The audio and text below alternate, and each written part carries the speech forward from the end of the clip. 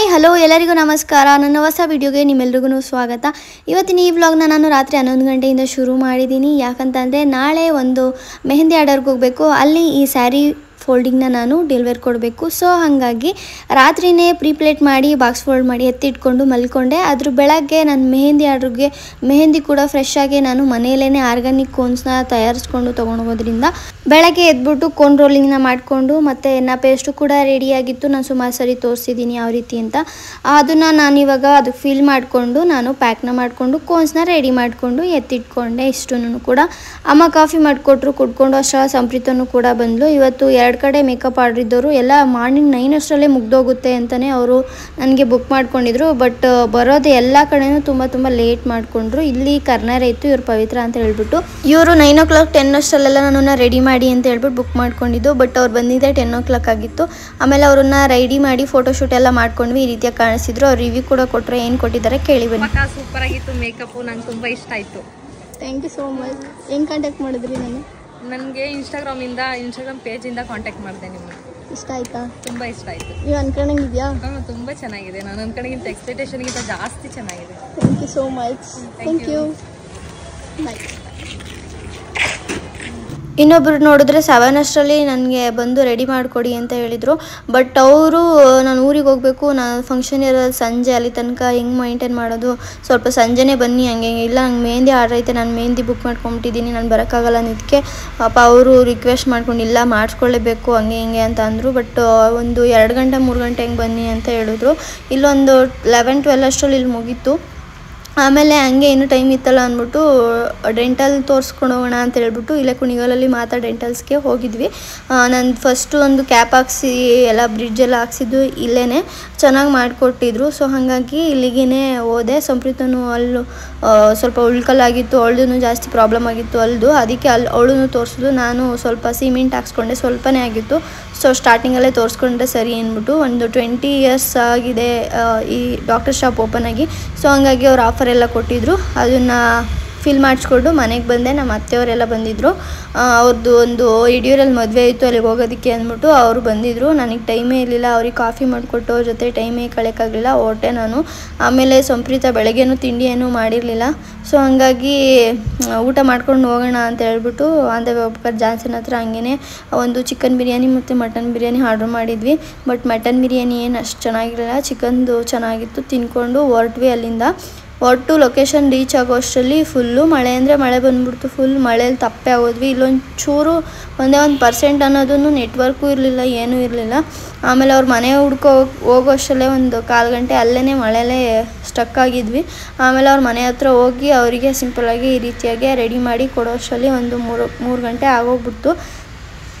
ಮತ್ತೆ ಮಳೆ ಸ್ಟಾರ್ಟ್ ಆಗಿತ್ತು. ಮಳೆಯಲ್ಲಿ ಎಲ್ಲೇ ಸ್ಟಕ್ಕಾಗಿ ಮಳೆ ಬತ್ತಿತ್ತು ಅಂತ ಹೇಳ್ಬಿಟ್ಟು ಹೊರಡೋಕ್ಕೆ ಆಗಲಿಲ್ಲ. ಫೋನ್ಗಳೆಲ್ಲ ಯಾವುದೂ ರೀಚ್ ಆಗಿಲ್ಲ ನನಗೆ. ಮೆಹಂದಿ ಆರ್ಡ್ರು ಇರೋ ನನ್ನ ಫ್ರೆಂಡೇನೆ, ಅವ್ರೂ ಕಾಲ್ ಮಾಡಿ ಮತ್ತು ಇನ್ನೊಬ್ಬರು ನೆಕ್ಸ್ಟ್ ಡೇ ಮೆಹಂದಿ ಆರ್ಡ್ರ್ ಇತ್ತಲ್ಲ ಅವರಿಗೆಲ್ಲ ಕಾಲ್ ಮಾಡಿ, ನಮ್ಮ ಮನೆಯವರಿಗೆಲ್ಲ ಕಾಲ್ ಮಾಡಿ ಎಲ್ಲ ಫುಲ್ಲು ಚಿತ್ರಾನ್ನ ಮೊಸರನ್ನ ಮಾಡಾಕ್ಬಿಟ್ಟಿದ್ರು. ಆಮೇಲೆ ಫುಲ್ಲು ಗಾಳಿ ಅಂದರೆ ಗಾಳಿ. ಮಳೆ ನಿಂತ ಮೇಲೆ ಬಂದು ಮನೆಗೆ ಬಂದು ಬಟ್ಟೆಲ್ಲ ನೆಂದೋಗಿತ್ತು, ಡ್ರೆಸ್ ಚೇಂಜ್ ಮಾಡಿಕೊಂಡು ಮೆಹಂದಿ ಹಾಕೋಕ್ಕೆ ಹೋದವಾಗ 6 o'clock ಆಗಿತ್ತು. ಹೋಗಿ ಮೆಹಂದಿನ ಹಾಕಿದೆ. ಒಂದು ಹ್ಯಾಂಡಿಗೆ ಈ ರೀತಿಯಾಗಿ ಮೆಹಂದಿನ ಹಾಕಿದೆ. ಹಿಂದೆ ಮುಂದೆ 2 ಕೈಗೆ ಕಾಲಿಗೆ ಎಲ್ಲನೂ ಮೆಹಂದಿ ಹಾಕಿ ಆಯಿತು. ಅಲ್ಲೇ ಸ್ಟೇ ಆಗಿದ್ದೆ. ನೈಟ್ 1:30 ಟೈಮ್ ಆಗಿತ್ತು. ಸೊ ಹಂಗಾಗಿ ಅಲ್ಲೇ ಸ್ಟೇ ಆಗಿ ಬೆಳಗ್ಗೆ ಒಂದು 5 ಗಂಟೆಗೆ ಎದ್ದು ನಾನು ಮನೆಗೆ ಬಂದು ರೆಡಿಯಾಗಿ ಇವತ್ತಿನ ಫಸ್ಟ್ ಲೊಕೇಶನ್ ಬಂದು ನಾಗಮಂಗಲದಲ್ಲಿ ಒಂದು ಸೀಮಂತ ಮೇಕೋವರ್ ಇತ್ತು, ಹೋಗ್ತಾ ಇದ್ದೀನಿ. ಸೊ ಹಂಗಾಗಿ ಅಲ್ಲಿಗೆ ನಾನು ಮತ್ತು ನನ್ನ ತಮ್ಮ ಇಬ್ಬರೂ ಕಾರಲ್ಲೇ ಹೊರಟ್ವಿ. ಮತ್ತು ನಾನು ಇಲ್ಲಿ ಒಂದು 10 ಅಷ್ಟರಲ್ಲೆಲ್ಲನೂ ಇನ್ನೊಂದು ಕಡೆ ಮೆಹಂದಿ ಆಡಿದೆ. ಸೊ ಅದು ರೀಚ್ ಮಾಡಬೇಕು. ಮತ್ತು ಸಂಜೆ ಒಂದು ಬ್ರೈಡಲ್ ಮೆಹಂದಿ ಇದೆ. ಸೊ ಅದನ್ನು ಕೂಡ ಕಂಪ್ಲೀಟ್ ಮಾಡಬೇಕು. ಸೊ ಇವತ್ತೊಂಥರ ಟಾಸ್ಕ್ ಡೇನೇ ಆಗಿತ್ತು. ಸೊ ಪೆಟ್ರೋಲ್ ಹಾಕಿಸ್ಕೊಂಡು ನಾಗಮಂಗಲ ಕಡೆಗೆ ಹೊರಟ್ವಿ ನಾನು ಮತ್ತು ನನ್ನ ತಮ್ಮ. ಬೆಳಗ್ಗೆ ನೆಲ್ವ ಜಾಸ್ತಿ ಏನು ವೆಹಿಕಲ್ ಇಲ್ಲ, ಸ್ವಲ್ಪ ಬೇಗ ಹೋಗಿ ರೀಚ್ ಆಗೋದಕ್ಕೂ ಕೂಡ ನಮಗೆ ಹೆಲ್ಪ್ ಆಯಿತು ಅಂತಲೇ ಹೇಳ್ಬೋದು. ಆದ್ರೂ ನಿದ್ದೆ ಇಲ್ಲ ಸರಿಯಾಗಿ, ಆದ್ರೂ ಒಪ್ಕೊಂಡು ಕೆಲಸನ ಕರೆಕ್ಟಾಗೆ ಮಾಡಬೇಕು. ಸೊ ಹಾಗಾಗಿ ನಾನು ಹೊರಟೆ. ಸನ್ರೈಸ್ ಕೂಡ ತುಂಬಾ ಚೆನ್ನಾಗಿ ಕಾಣಿಸ್ತಾಯಿತ್ತು ವ್ಯೂ. ಅದನ್ನು ವೀಡಿಯೋ ಕ್ಯಾಪ್ಚರ್ ಮಾಡಿಕೊಂಡು ನಾಗಮಂಗಲದಲ್ಲಿ ಹಂಗೆ ಮೇಘನೂ ಕೂಡ ಪಿಕ್ ಮಾಡಿಕೊಂಡೆ. ಅವಳನ್ನು ಸಂಜೆ ಮೇಕೋವರೆಗೂ ಕೂಡ ಅವಳಿಗೆ ಬುಕ್ ಮಾಡಿದ್ದೆ, ಹೇರ್ ಸ್ಟೈಲಿಗೆಲ್ಲ ಹೆಲ್ಪಿಗೆ. ಸೊ ಹಾಗಾಗಿ ಅವಳನ್ನ ಅಲ್ಲಿ ಪಿಕ್ ಮಾಡಿಕೊಂಡು ಲೊಕೇಶನ್ ಇನ್ನೊಂಚೂರು 2-3 kilometers ಮುಂದೆ ಇತ್ತು. ಅಲ್ಲಿ ಹೋಗಿ ರೀಚ್ ಆಗಿ ಸೀಮಂತಮ್ ರೈಡ್ ಕ್ಲೈಂಟ್ಗೆ ರೆಡಿ ಮಾಡಿದ್ವಿ. ಈ ರೀತಿಯಾಗಿ ಅವರು ಕಾಣಿಸ್ತಾ ಇದ್ರು. ಈಗ ಫೈನಲಾಗಿ ಒಂದು ಐಲ್ಯಾಶಸ್ನ ಫಿಕ್ಸ್ ಮಾಡ್ತಾ ಇದ್ದೀನಿ ಅಷ್ಟೇ. ಹೇಗೆ ಕಾಣಿಸ್ತಾ ಇದ್ದಾರೆ ಏನು ಅಂತ ನಿಮ್ಮ ಅಭಿಪ್ರಾಯನ ತಿಳಿಸಿ. ಅವರಂತೂ ಡೈರೆಕ್ಟಾಗಿ ನೋಡೋದಕ್ಕೆ ತುಂಬಾ ಚೆನ್ನಾಗಿ ಕಾಣಿಸ್ತಾ ಇದ್ರು. ನನಗಂತೂ ತುಂಬಾ ಇಷ್ಟ ಆಯಿತು. ಆ್ಯಂಡ್ ನಿಮಗೆ ಹೇಗೆ ಕಾಣಿಸ್ತಿದ್ದಾರೆ ಅಂತ ನೀವು ನಿಮ್ಮ ಅಭಿಪ್ರಾಯನ ತಿಳಿಸಿ.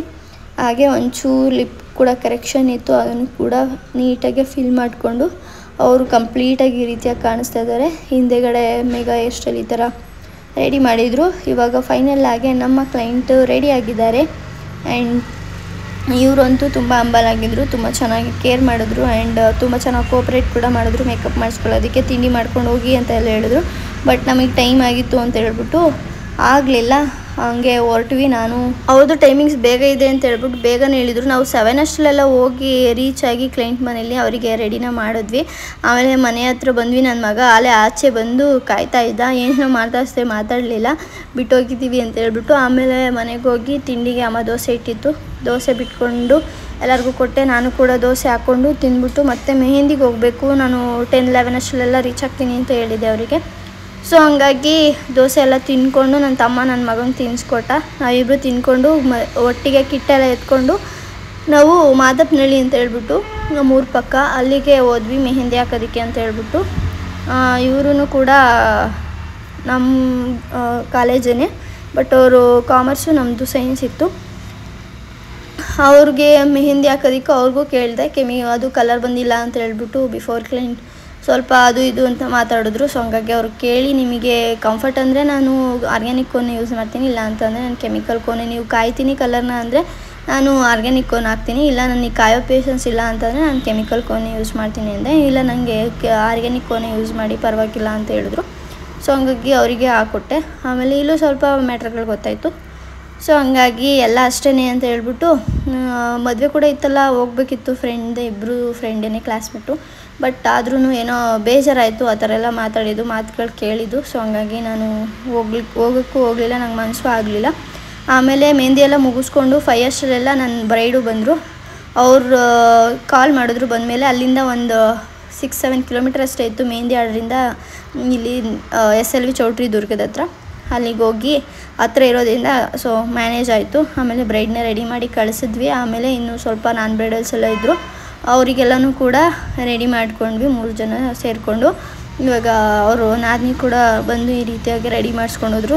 ಇವರೊಬ್ಬರಿಗೇ ಟೈಮ್ ಇದ್ದು ಲಾಸ್ಟಲ್ಲಿ, ಸೊ ಎಲ್ಲರದ್ದು ವೀಡಿಯೋ ತೆಕ್ಕೊಳ್ಳೋದಕ್ಕಾಗಲಿಲ್ಲ.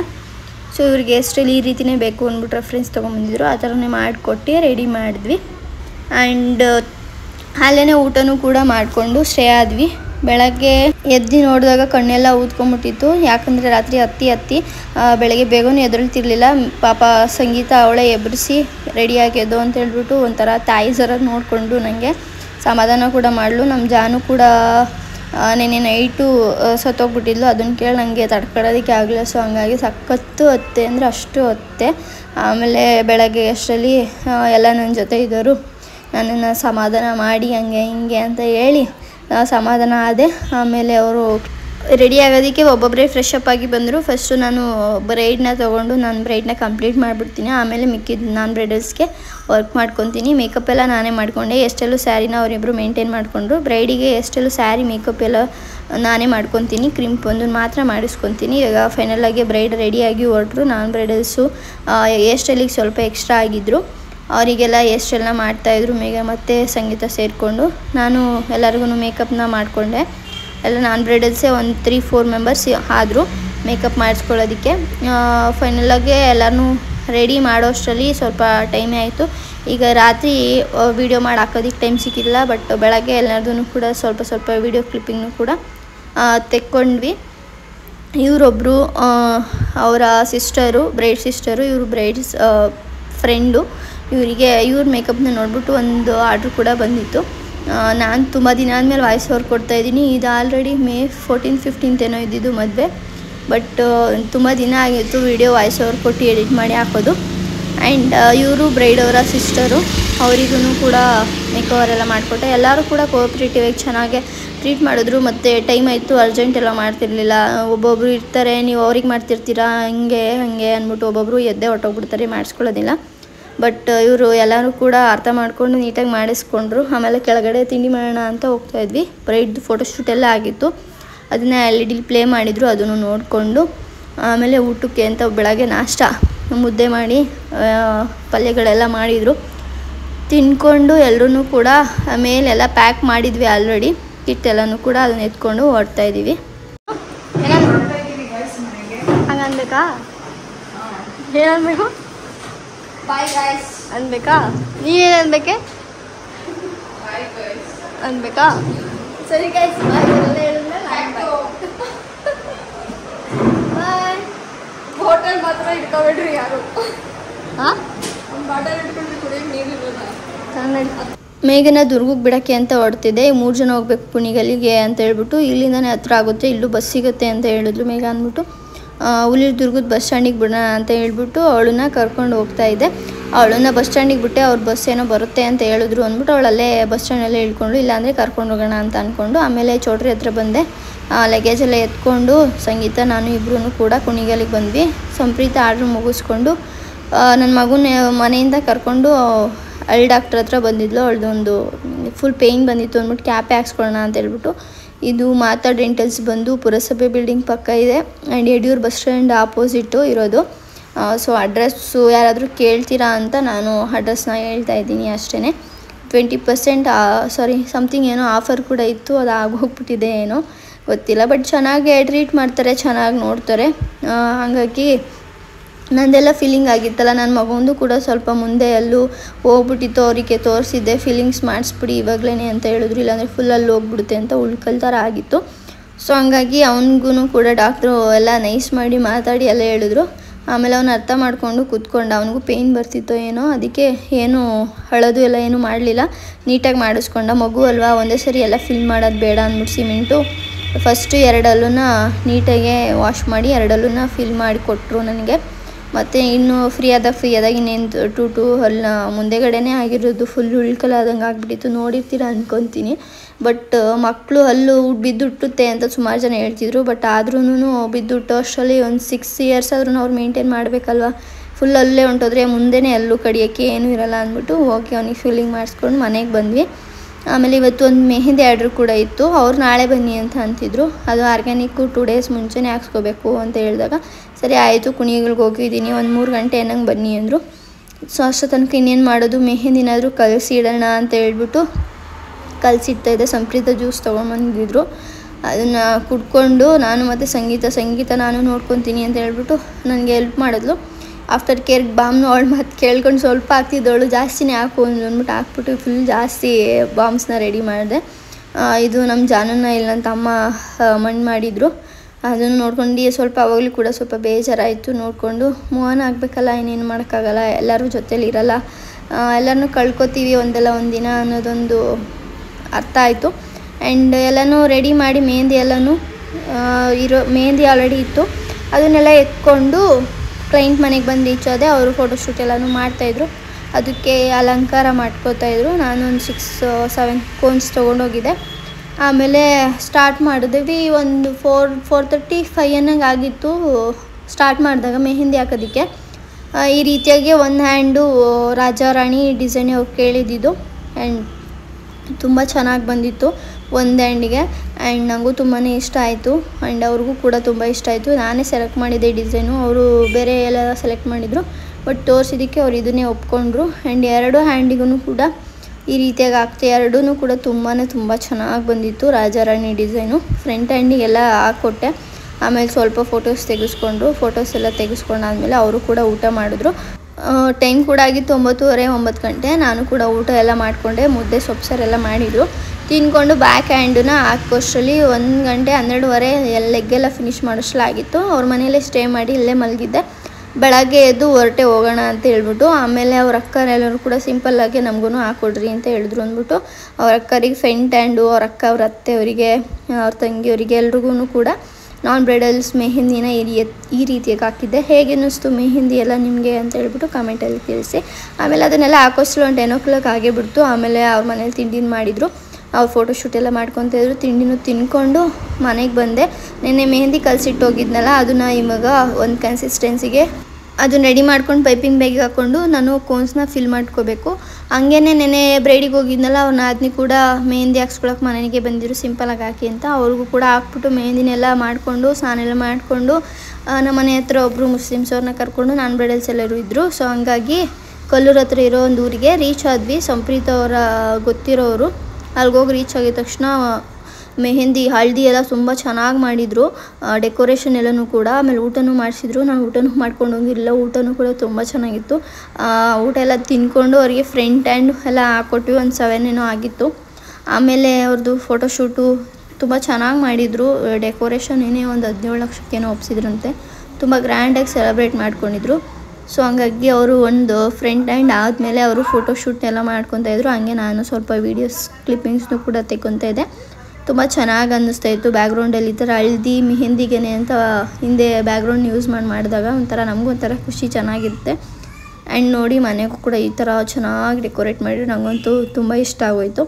ಆಮೇಲೆ ಫ್ರಂಟ್ ಹ್ಯಾಂಡು ಬ್ಯಾಕ್ ಹ್ಯಾಂಡು ಎಲ್ಲನೂ ಕೂಡ ಹಾಕ್ಕೊತಾ ಇದ್ವಿ. ಟೈಮ್ ಆಗಿತ್ತು.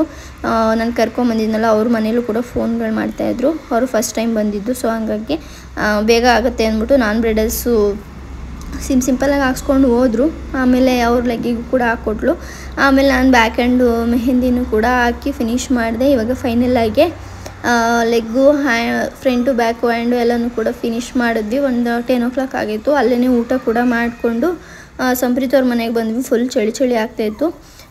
ಈಗಲೇ ಹೊರಡೋಣ, ಮತ್ತೆ ಬೆಳಗ್ಗೆ ಕೆಲಸ ಇದೆ ಅಂತ ಅಂದ್ಬಿಟ್ಟು ಹೊರಟ್ಬಿಟ್ಟು ಬಂದ್ವಿ. ನೋಡಿದ್ರೆ ಮನೆಗೆ ಬಂದು ಕಾಲಿತ್ತೆ ವಾಶ್ರೂಮ್ಗೆ ಹೋಗೋಣ ಅಂತ ನೋಡಿದ್ರೆ ನನಗೆ ಚೇಳು ಕಚ್ಬಿಟ್ಟಿತ್ತು ಇವತ್ತು.